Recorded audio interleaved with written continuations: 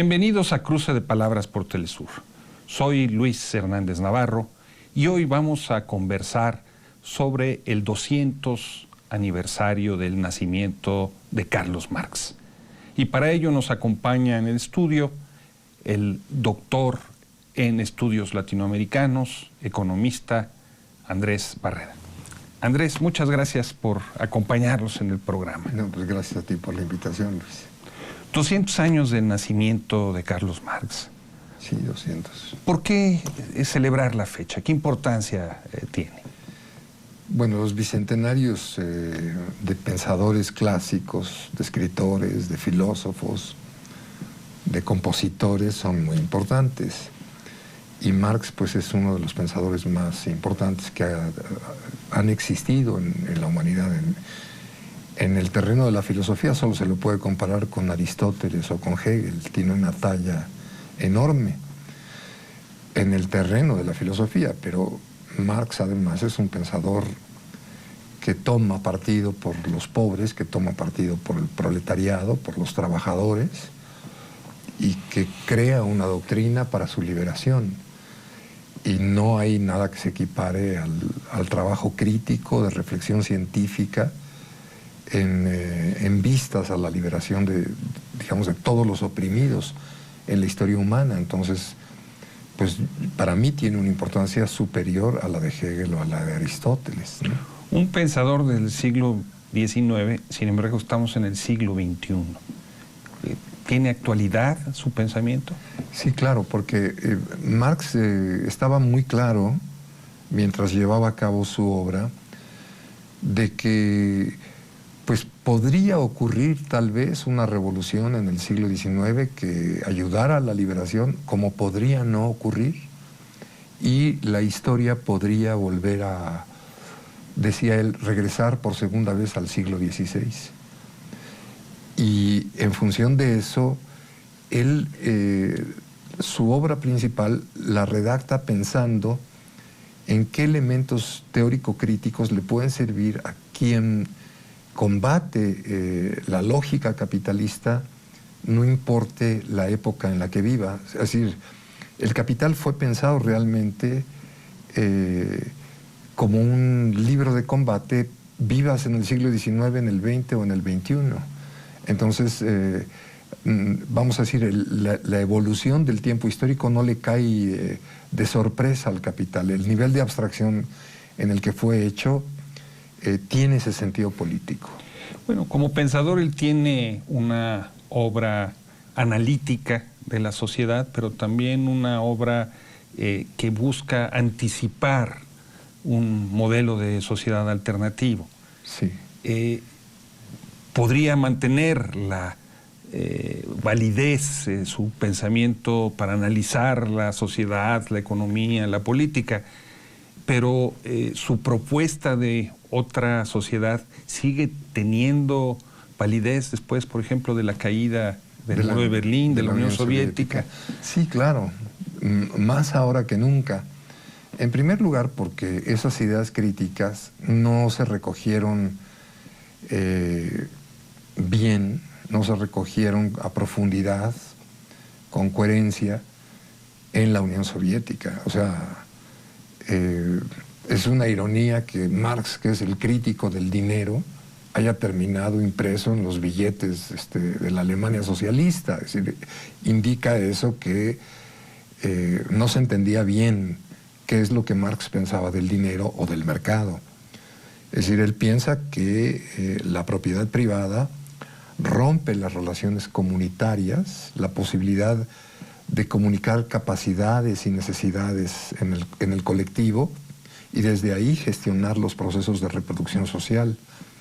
Eso sigue siendo necesario y es más vigente que nunca en una época en la que el neoliberalismo ha profundizado la atomicidad, la fragmentación de la propiedad privada hasta límites que en el siglo XIX eran impensables.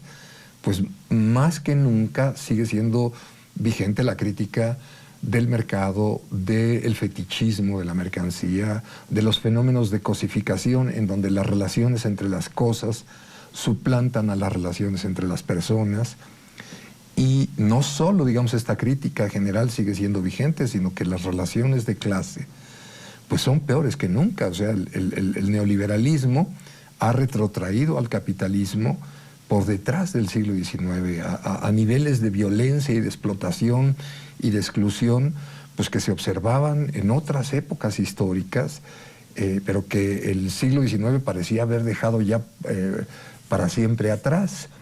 Entonces la crítica a toda la violencia, a la guerra social que el capital le declara a los trabajadores en Inglaterra, y que está recogida por las obras de Engels, pero también en el Capital está vigente, pues cuando uno lee esos pasajes hoy en día, pareciera que le está uno describiendo la lógica por la que está avanzando el neoliberalismo con tanta virulencia. Entonces, claro, ahora es muy vigente esa crítica y la necesidad de que el trabajo deje de ser organizado en torno a la explotación de los trabajadores, produciendo plusvalor, y que los propios trabajadores tomen en sus manos la autogestión de las condiciones de trabajo. Más que nunca es ahora vigente, ¿no? Se trata de un pensador nacido en Alemania que trabaja y elabora parte de su obra en Inglaterra, que ha sido acusado de eurocéntrico. Sus comentarios, sus análisis sobre América Latina no son necesariamente afortunados. Su juicio sobre Simón Bolívar es injusto. La explicación que se da de la anexión de Estados Unidos de la mitad del territorio de México es, por decirlo menos, desafortunado. ¿Qué decir a esta crítica, Andrés? Sí, bueno, lo que es muy interesante de la manera en que piensa el desarrollo mundial del capitalismo es que en realidad fuera de Europa o fuera, digamos, del mundo industrial occidental, en realidad todavía están vigentes, la gente todavía vive en el siglo XIX más que en el XX, ¿no? O ahora en el XXI, vive de manera comunitaria. Es decir, la propiedad privada no ha hecho su trabajo,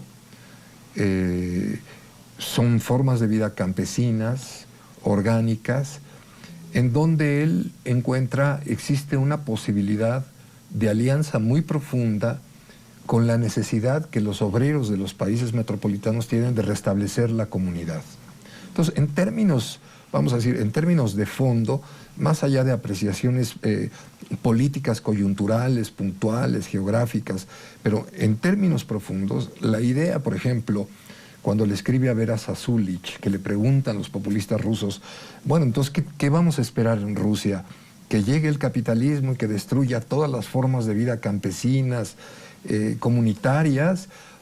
¿O sería posible hacer una alianza entre esa naturaleza comunitaria que existe en Rusia y vamos a decir, esa comunitariedad precapitalista con la comunitariedad postcapitalista que encarnarían los obreros? Entonces Marx dice, claro que sí, claro que se puede hacer esa alianza. Lo que describe el capital no es un destino forzoso de la humanidad, es simplemente un razonamiento sobre la necesidad a la que responde, la necesidad histórica a la que responde la emergencia del capitalismo. Pero la historia no solo está hecha de necesidades, también está hecha de azares, de posibilidades eventuales. Este diálogo con Vera Zasulich es posterior a sus observaciones sobre, por ejemplo, Simón Bolívar. Sí, es un poco posterior, sí. Hay un cambio entonces en su manera de aproximarse a todo aquello que no es Inglaterra o el desarrollo industrial europeo. No creo que haya, eso es la tesis de José Aricó, no creo que haya existido ese cambio, porque en realidad la simpatía con lo comunitario es muy profunda. Entonces, por esa simpatía es que les llama tanto la atención Morgan en la sociedad primitiva. Digamos, forman parte de ese siglo XIX que está descubriendo ese pasado comunitario por todos lados, ¿no? Lo está descubriendo en las islas del Pacífico, en América del Norte, en América del Sur, por todos lados. Es el momento del nacimiento de la antropología, Y bueno, eso digamos, esa actitud o esa relación para con lo comunitario es permanente, desde la juventud hasta la muerte. Marx no es solo un teórico, un filósofo, es también un dirigente político, Sí. Un propagandista, y como dirigente político participa en la formación de la Primera Internacional, y sus enemigos lo acusan de ser muy poco escrupuloso en el manejo de la organización, ¿no? Lo acusan de reproducir los peores vicios de la política burguesa. ¿Tú crees que son justos esas críticas? Es un debate que lleva ya 150 años, ¿no? Solamente. No, nada más. Existen las mismas acusaciones en sentido contrario, ¿no? Es decir, digamos que el grupo de Bakunin era igualmente inescrupuloso. Es un poco lejano, digamos, para saber los detalles.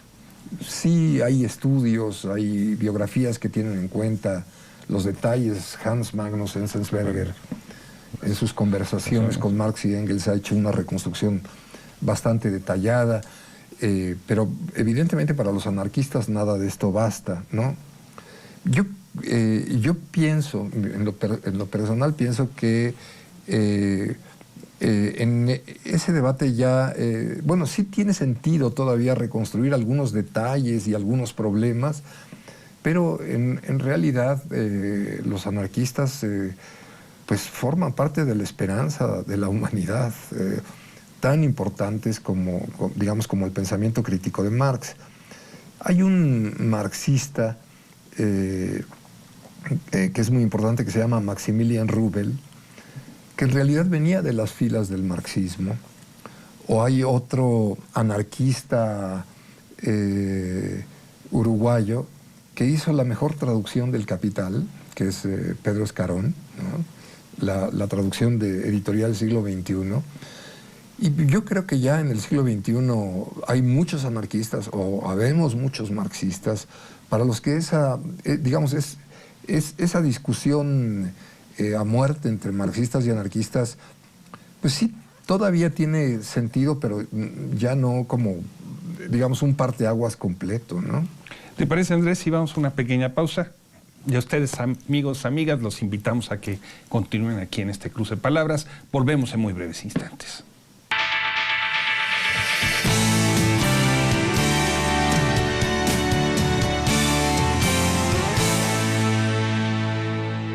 Estamos ya de vuelta en este cruce de palabras. Qué bueno que siguen con nosotros.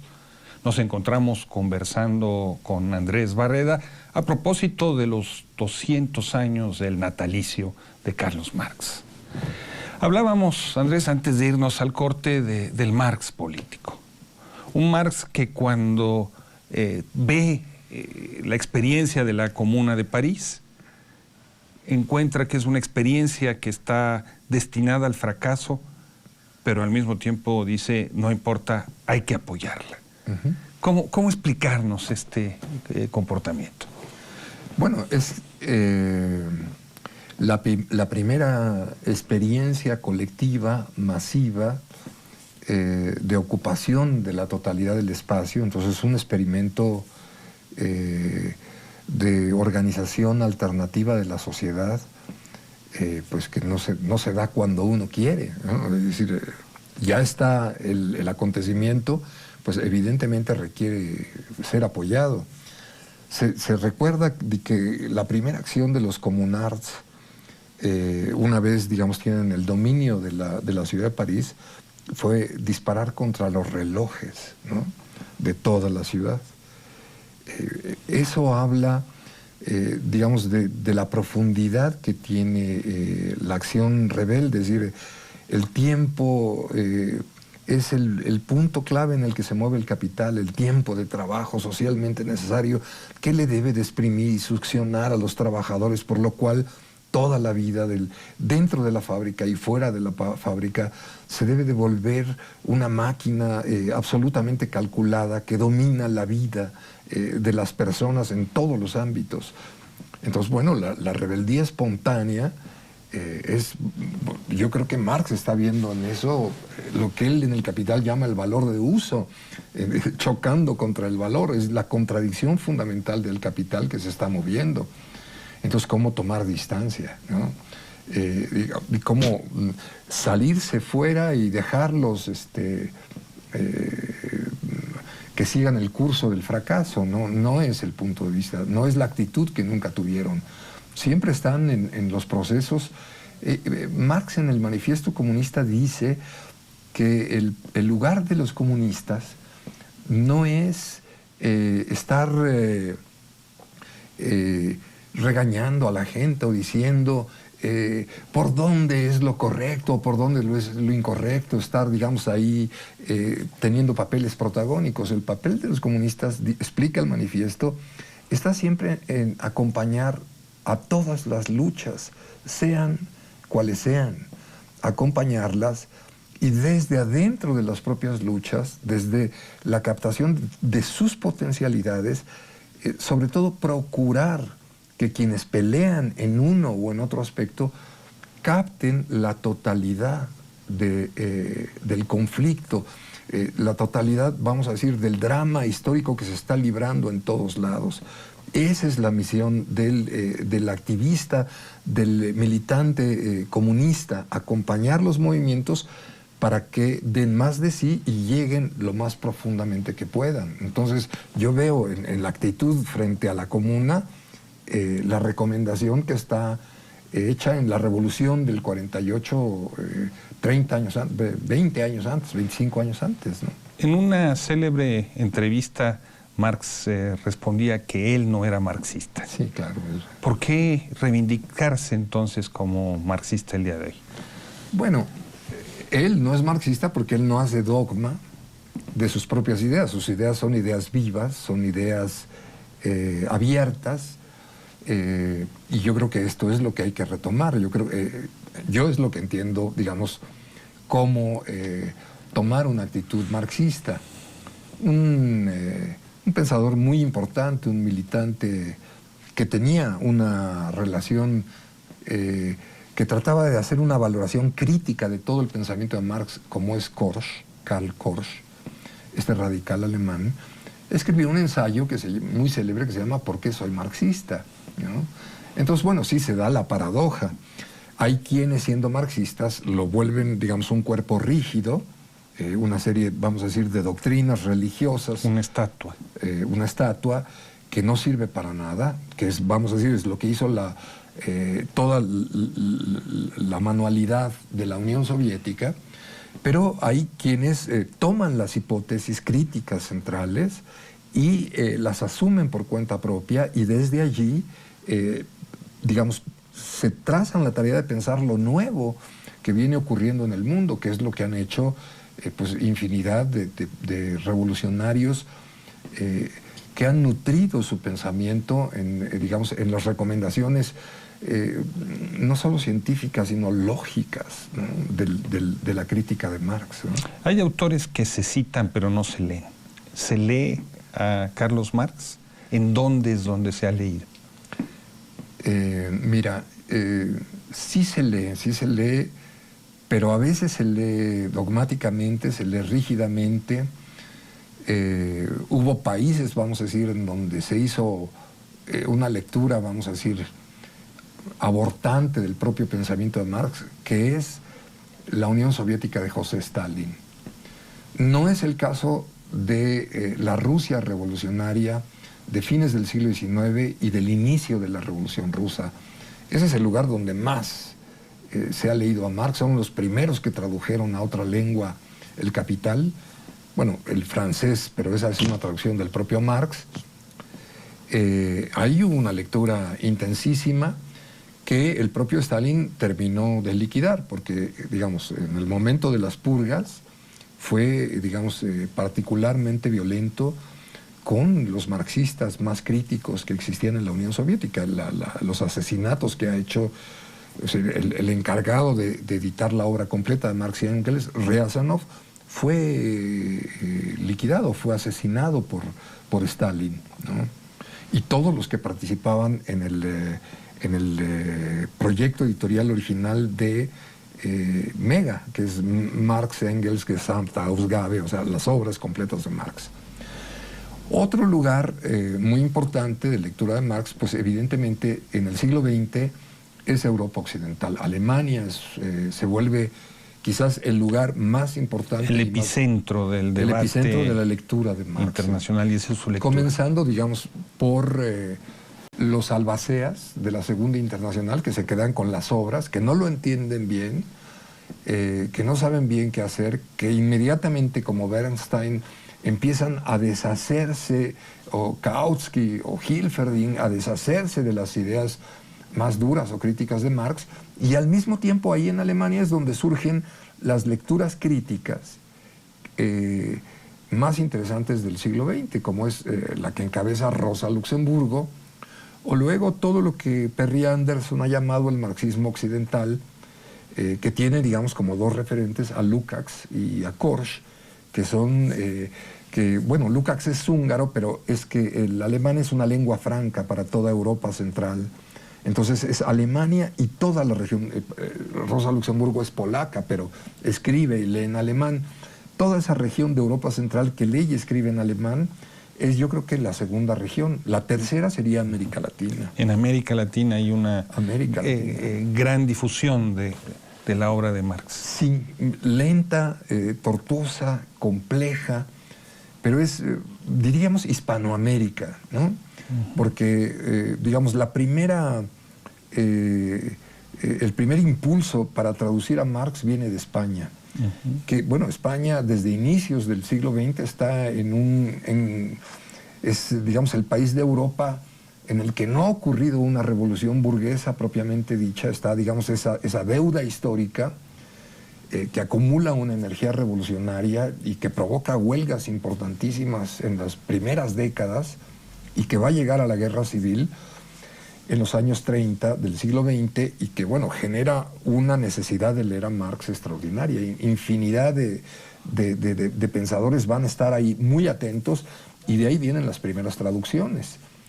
En América Latina tiene otro curso. En Argentina pues está la inmigración italiana, la inmigración alemana es muy importante en Argentina, y eso genera su propia tradición. Los anarquistas están, digamos, impulsando mucho el desarrollo de los movimientos obreros en toda América Latina. En el caso de México, la experiencia de los anarquistas es directamente hacer alianza con los levantamientos indígenas.